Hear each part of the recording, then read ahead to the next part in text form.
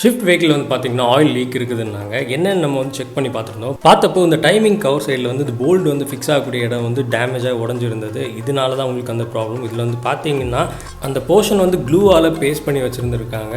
அதனால தான் அது அப்படியே அதில் ஸ்டிக்காக இருந்துச்சு.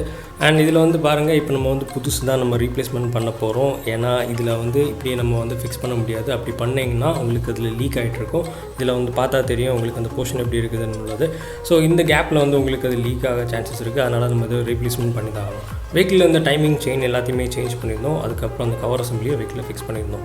அதுக்கப்புறம் இந்த EGR அண்ட் டர்போ செக் பண்ண சொல்லியிருந்தாங்க. இது EGR பார்த்தப்போ கம்ப்ளீட் பிளாக்டாக இருந்தது.